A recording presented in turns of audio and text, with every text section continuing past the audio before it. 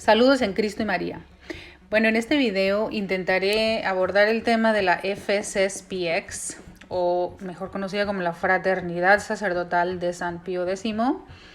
Hice una encuesta en la pestaña de comunidad y los resultados referente a este tema, y los resultados fueron sorprendentemente a favor de Monseñor Lefebvre y falta de conocimiento sobre este tema, ¿no? Bueno, primero adelanto que yo comprendo que hay muchas personas, muchos fieles que le tienen mucho respeto y admiración a Monseñor Lefebvre, y bueno, eso se respeta.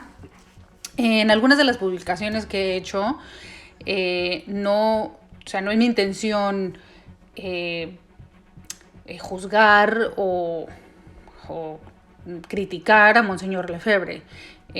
Lo que he intentado hacer es simplemente sacar a la luz, poner un poquito de luz en el tema, porque me he dado cuenta en comentarios y en correos que me han llegado que hay muy poco conocimiento sobre la posición de la Iglesia ante la comunidad de esta fraternidad de San Pío X. Y a raíz de la encuesta me di cuenta que la mayoría de las personas, 80% para ser más concreto, el 80% de las personas en esa encuesta son de la opinión de que Monseñor Lefebvre fue un gran santo, un gran defensor de la tradición, un gran defensor de la misa tradicional, y bueno, como no comprenden la situación en la que está todavía la FSSPX frente a la Iglesia, y eso es lo cual que está en cisma, permanece en cisma con la Iglesia, no está en unidad con la Iglesia y continúan en una situación irregular. Mucha gente se confunde porque piensa que ellos ya están integrados en la Iglesia, porque el Papa Benedicto XVI les levantó la excomunión en el año 2009, pero no es así. Lo ha explicado el padre Murray, creo que se llama Murray, sí, padre Gerald Murray, lo ha explicado bastante bien. El cardenal Burke, igualmente en el 2017 lo reafirmó y lo explicó también la situación de la FSSPX, y afirmó que siguen en cisma con la Iglesia, que no están en una situación regular, que no están integrados. Y bueno, vamos a ver lo que dice el cardenal Burke. Artículo en Así Prensa. Cardenal Burke: lefebristas están en cisma con la Iglesia Católica. Bueno, el cardenal Burke sabemos que es un estadounidense, cardenal, uno de los 4 firmantes de la Dubia sobre la exhortación apostólica Amoris Laetitia. El cardenal también participó en la conferencia sobre la Sagrada Liturgia. Y bueno, al ser preguntado sobre si es lícito asistir y recibir la comunión en una misa celebrada por sacerdotes lefebristas, el cardenal respondió que pese a los distintos argumentos referentes a este asunto, el hecho en cuestión es que la Sociedad Sacerdotal San Pío X está en cisma, desde que el fallecido arzobispo Marcel Lefebvre ordenó a 4 obispos sin mandato del Romano Pontífice.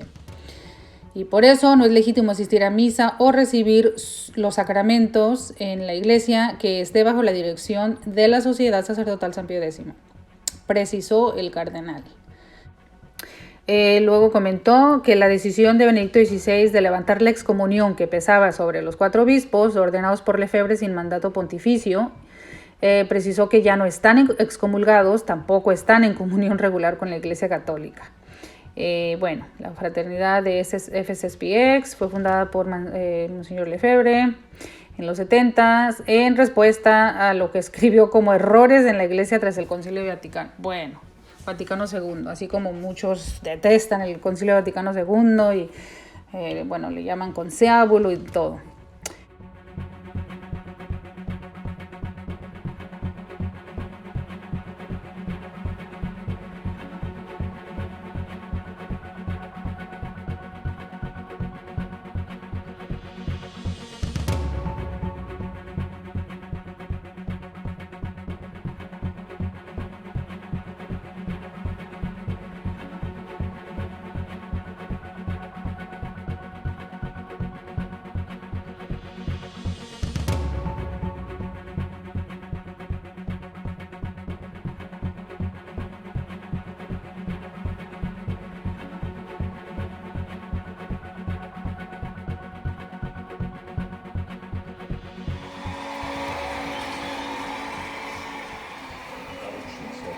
Pablo II recupera fuerzas tras el atentado. En 1982 viajó a Fátima. El Papa deseaba mucho peregrinar a la Virgen de Fátima en el aniversario del atentado y darle gracias por salvar su vida. Le llevó a la Virgen la bala que le atravesó y esa bala está incrustada hasta hoy en la corona de la Virgen.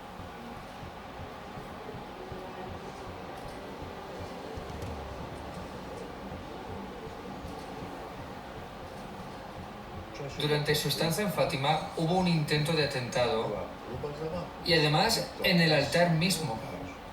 Se le abalanzó un sacerdote con un cuchillo para clavárselo.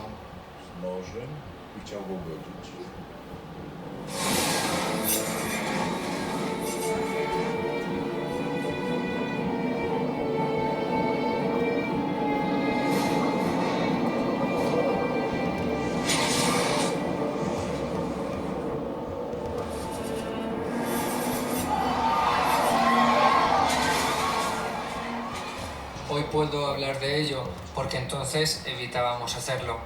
Agredió al Papa, pero él pudo terminar la liturgia. Al volver a su cuarto, vimos que su sotana estaba ensangrentada, que le habían herido. Todos temíamos el momento en el que volviera a salir tras el atentado contra él. Pero él decidió: no podemos vivir en el temor. Su actitud nos libró del miedo que podía acompañar a cada aparición del Papa en público.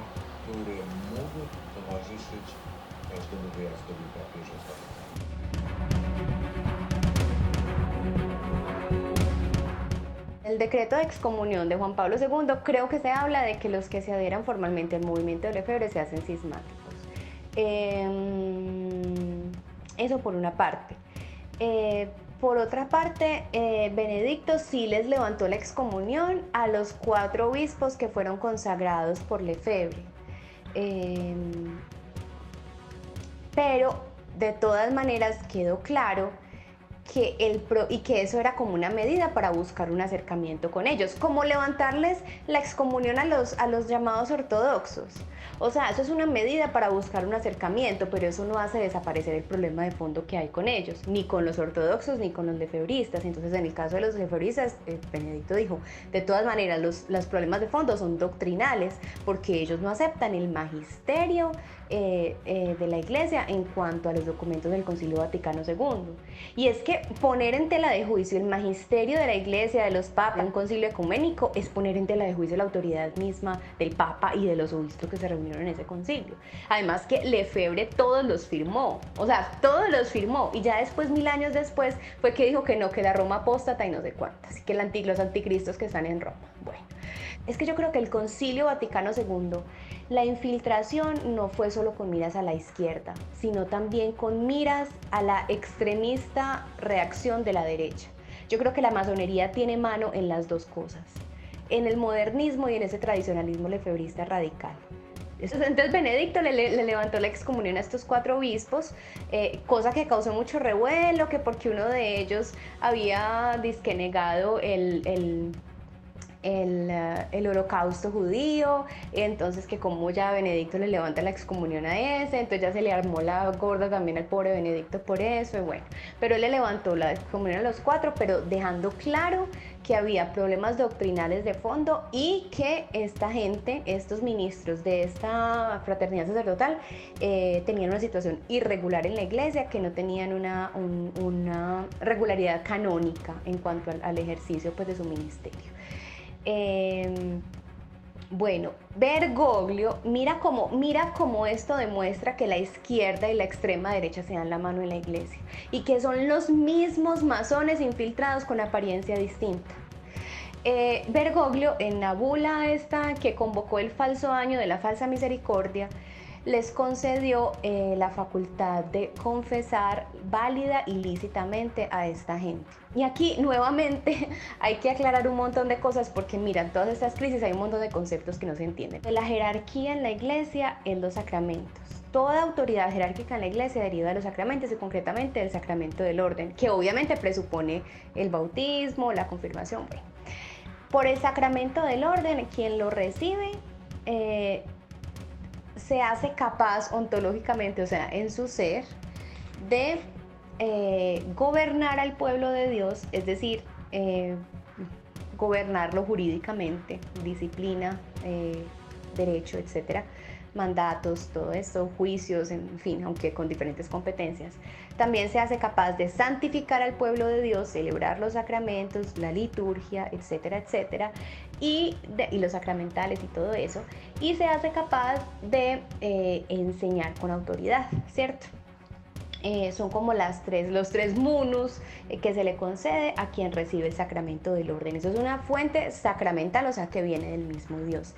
Pero para que estas personas que reciben las órdenes sagradas puedan recibirlas pues lícitamente y ejercerlas válida y lícitamente, pues se necesita que tengan una posición de autoridad, o sea, un oficio eclesiástico, un cargo dentro de la estructura de gobierno de la iglesia. Entonces, por ejemplo, y todo eso viene ordenado. Entonces, ¿cómo se recibe el cargo de papa? Bueno, pues los cardenales hacen un cónclave, una elección, él acepta la elección, bueno, y se hace papa. Luego los obispos tienen que ser nombrados por el papa y luego consagrados obispos, o sea, recibir el sacramento del orden en el tercer grado, que es el grado del episcopado, pero previamente haber sido nombrados por Roma, por el papa, y luego reciben el sacramento. Para poderlo recibir lícitamente tienen que haber sido previamente nombrados por Roma, y luego entonces ya sí ocupan un oficio dentro de la iglesia. Y luego los sacerdotes son ordenados por los obispos, siguiendo también todo un procedimiento. Ellos pasan por un seminario, ordenados por los obispos, y luego se les designa un oficio de párroco o de vicario parroquial, bla, bla, bla. O sea, todo eso está como lo sacramental, tiene que estar unido como con lo jurídico, con lo administrativo, con el gobierno de la iglesia, ¿cierto? Entonces, ¿qué pasa? Sabemos pues que Lefebvre consagró a estos obispos sin que hubieran sido nombrados por Roma. Y eso es un acto de desobediencia y de cisma frente a la autoridad del Papa, que está castigado con excomunión inmediata, la de sentencia. Pero la consagración desde el punto de vista sacramental es válida, o sea, realmente esas personas, esos sacerdotes quedaron consagrados obispos y son verdaderos obispos, o sea, tienen el tercer grado, el grado pleno del sacerdocio, que es el episcopado. Pero lo recibieron ilícitamente y no tienen una posición oficial, un oficio eclesiástico, un cargo dentro de la estructura de la iglesia. Entonces son como acéfalos, están sueltos, están por ahí sin conexión con la estructura. Eso es lo que pasa. Entonces, para administrar algunos sacramentos no se requiere tener como esa legitimidad en cuanto al oficio, en cuanto al nombramiento, en cuanto al gobierno, en cuanto a la estructura. Por ejemplo, cualquier sacerdote que sea tal, bien sea sacerdote o sea obispo, que sea verdaderamente desde el punto de vista sacramental, sacerdote u obispo, puede celebrar la Santa Eucaristía, confeccionar el cuerpo y la sangre de Cristo, que haya pues la transubstanciación y que sea realmente válido. Y no necesita estar vinculado a un oficio dentro de la iglesia.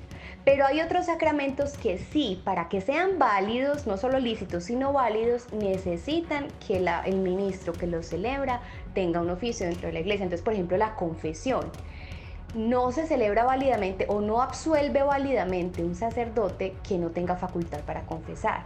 ¿Quién tiene facultad para confesar? Obviamente los párrocos tienen facultad para confesar, los vicarios parroquiales y todo eso, y sacerdotes a quien el obispo les haya dado esa facultad, aunque no sean párrocos. Entonces, ¿qué pasa? Como esta gente de Lefebvre no tienen oficios eclesiásticos dentro de la iglesia, no provienen, no están como unidos a la estructura de la iglesia, sino que están por fuera, son como irregulares, ellos no pueden confesar válidamente, o sea, las absoluciones que dan no son absoluciones, ellos no perdonan los pecados. Los que van y se confiesan allá no reciben el perdón de los pecados. ¿Qué pasó? Bergoglio, en el falso año de la falsa misericordia, en esa tal bula que sacó, les concedió a los lefebristas la facultad para que confesaran válida y lícitamente. Entonces mira cómo esos guiños de acercamiento, ¿por qué? Porque él sabe que son luteranos, que eso es protestantismo puro, entonces se dan la mano, entonces les dio eso. Y luego más adelante, y creo que eso ya se hizo permanente, y luego más adelante Lo mismo pasa con el matrimonio. Para que un sacerdote sea un testigo cualificado para asistir al matrimonio y el matrimonio pueda ser válido, se necesita que ese sacerdote sea párroco o que tenga la delegación, la facultad del párroco o la delegación del obispo. Y nuevamente los lefebristas no tienen eso. Entonces los matrimonios a los que ellos asisten no son válidos. Entonces Bergoglio luego les dio la facultad para que asistieran a los matrimonios y esos matrimonios fueran válidos. Entonces mira como las gabelas que les va dando porque saben que son luteranos, igual que él, pero por otra manera y con otra apariencia. Pero resulta que como Bergoglio no es papa, nada de lo que él haga vale como papa. Entonces nada de lo que él haga como papa vale. O sea que esa gente lefebrista sigue confesando inválidamente y celebrando matrimonios inválidamente. Pues no celebrándolo, sino asistiendo pues como testigos cualificados a matrimonios. Entonces, no, y ellos además tienen su chuzo aparte, ellos tienen disque tribunales donde declaran la nulidad de matrimonios y ellos ponen a la gente que se somete a ese tribunal a que juren que no van a acudir a Roma, a las autoridades paganas o no sé qué de Roma, apóstatas. Entonces su propio tribunal donde declaran nulidad matrimonial. Tribunales que solamente están en las diócesis, o sea, a los obispos que sí ocupan válidamente y legítimamente un oficio eclesiástico, que son como los regentes de una diócesis, cosa que ellos no tienen, o sea, ellos están por fuera de todo. Entonces, eso es una iglesia paralela, eso es luteranismo puro. Muy casual que Schneider haya dicho que no encontró nada malo, que celebran la misa muy bonita, que además reconocen al Papa que no es Papa y que todo muy bien, que perfecto. Y él varias veces ha salido defendiendo que es que no son cismáticos, que es que la SXPX no es cismática, que es que bla, bla, bla, bla, bla, bla, bla, bla, bla, que vayan y miren las familias que se unen a ellas, cómo viven la fe, bla, bla, bla, carreta. Porque muchas veces se ha denunciado los abusos sexuales, la red tan impresionante y la corrupción que hay al interior de la SSPX, porque no solamente son los abusos sexuales, sino el encubrimiento sistemático de esos abusos, que eso lo ha denunciado Christine Niles. Terrible. De todas maneras, sí es claro que asistir a esas misas encierra un cierto peligro, pues por la mentalidad cismática que esa gente tiene y que seguramente transmite a través de sus homilías. Y además, pues porque ellos, o sea, no se les, yo hasta donde sé, no es que se haya dicho todos los que están ahí pues están excomulgados, los sacerdotes que son ordenados allí están excomulgados, todos son cismáticos, no, o sea, se excomulgó a Lefebvre, al otro obispo que participó en la consagración, que fue de Castro Mayer, creo que un brasileño, o Mayer de Castro, no sé bien, y los cuatro que recibieron la consagración. Pero que todos y cada uno de los miembros de la SSPX, sacerdotes y demás estén excomulgados, pues de que yo sepa, no, y que se haya dicho oficialmente todos ustedes son excomulgados y cismáticos, no. Burke lo ha dicho, maravilloso, maravilloso. Pero claro, entonces no faltan quienes se aprovechan de que no se haya dicho oficialmente eso, porque Roma, al menos hasta Benedicto, se siguió intentando como un acercamiento y una solución para ellos, porque realmente esto genera una crisis y una división tremenda. Entonces se ha aprovechado de que todavía Roma como que trata de acercarse o trató de acercarse a ellos para que ciertos obispos que tienen un cierto reconocimiento pues digan barbaridades como las que dice Schneider, pero eso es una barbaridad, o sea, realmente es un desafío de la autoridad de Roma, además que es un fanatismo y además que está fundamentado en mentiras, en interpretaciones torcidas de los documentos del concilio. Y el hecho de que Bergoglio se haya acercado a ellos de la manera en que lo ha hecho, porque Benedicto lo ha hecho, pero reconociendo los problemas de fondo que hay. En cambio, Bergoglio, con su falsa unidad y no sé cuántas, pues es sospechoso, también es otro indicio de que la SXPX de bueno no tiene nada. Y en torno a Lefebvre, pues es que es un mito que se ha terminado haciendo en torno a su persona con base en desconocimiento, pura ignorancia de la realidad de los hechos históricos, de cómo fueron las cosas. Y entonces este mito se repite y se repite una y otra vez, una mentira que se repite 1000 veces termina siendo verdad. Entonces se termina idolatrando a Lefebvre, se lo termina poniendo en los altares, se termina cuestionando la autoridad del Papa que lo excomulgó, la SXPX termina siendo pues como mejor dicho, la salvadora y la tabla de salvación en medio de la oscuridad de la Roma apóstata, sembrada por la Roma apóstata, y es un mito que hay que desmontar, o sea, mostrando los hechos, mostrando las cosas como son, con la verdad como siempre.